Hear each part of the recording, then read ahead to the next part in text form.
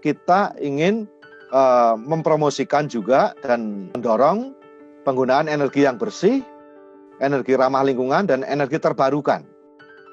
Energi yang Tuhan berikan itu melimpah. Hanya memang butuh komitmen, butuh teknologi, butuh usaha kita sungguh-sungguh untuk memanfaatkannya dengan sebaik-baiknya, semaksimal mungkin.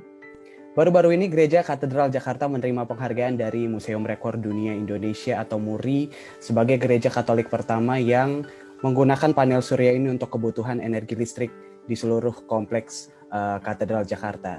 Bagaimana kemudian perjalanan Katedral Jakarta ini kemudian sampai pada inovasi penggunaan panel surya, dan sejauh apa sih sebenarnya peran gereja dalam merawat bumi dan pelestarian lingkungan? Kita akan ngobrol langsung bersama Pastor Kepala Gereja Katedral Jakarta, ada Romo Hani. Terima kasih sudah meluangkan waktu, Romo. Oke, baik.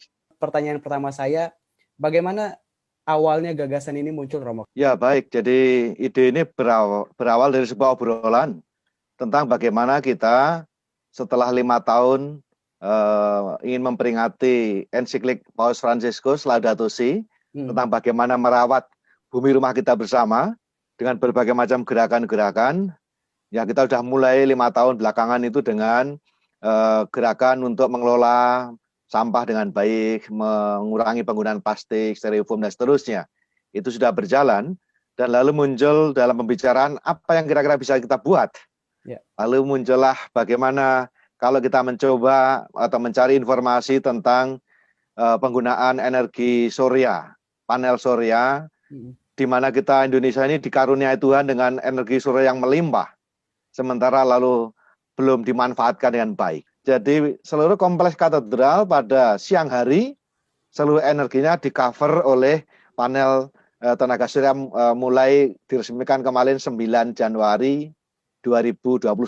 Dan kalau dari segi panelnya kira-kira itu 512 panel. Masing-masing panel itu 465 WP. Jadi kurang lebih setara dengan 183 rumah masing-masing dengan daya masing-masing 1.300 watt. Ya lumayan. Berkaitan dengan itu, kira-kira keuntungan apa saja yang sudah dirasakan ketika sudah menggunakan panel surya ini dari sebelumnya? Ya. Apa saja boleh dikasih gambaran, nggak, Romo? Ya, memang ini masih dalam tahap awal, tetapi dari pengalaman tahap pertama dan di dalam proposal yang disampaikan itu hitung-hitungannya kurang lebih akan menghemat paling tidak 25% dari biaya listrik. Jadi tagihan listrik kita sudah naik turun. Yeah.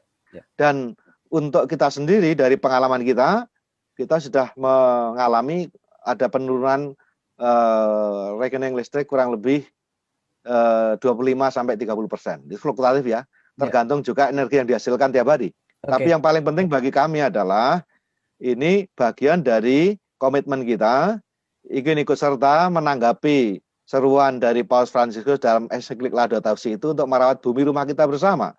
Kita ingin mempromosikan juga dan mendorong penggunaan energi yang bersih, energi ramah lingkungan, dan energi terbarukan. Sehingga dengan demikian kita juga ikut mengurangi dampak dari emisi karbon maupun efek rumah kaca.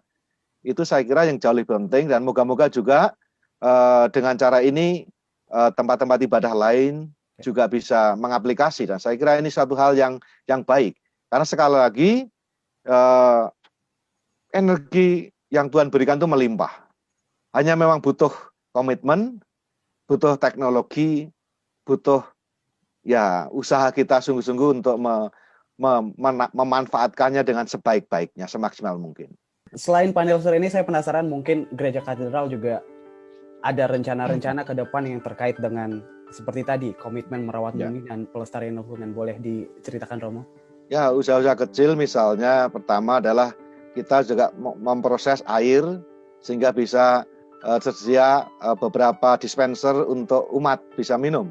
Ya. Maka kita juga mengurangi penggunaan botol. Orang boleh bawa tumbler sendiri.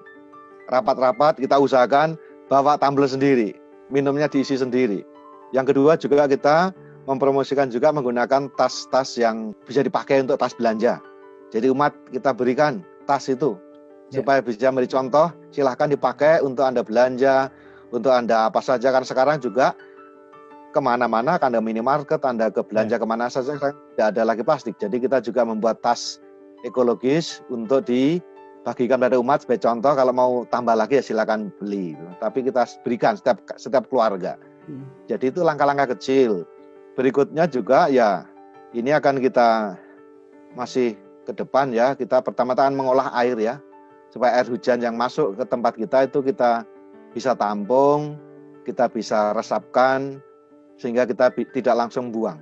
Harapannya air yang masuk ke kompleks kita bisa kita kelola dengan sebaik-baiknya, termasuk ke depan memang pengelolaan air limbah itu juga perlu untuk diolah secara baik sehingga sedapat mungkin bisa digunakan kembali, minimal untuk flush atau minimal untuk flush toilet ataupun juga untuk menyirami tanaman pada waktu musim kemarau.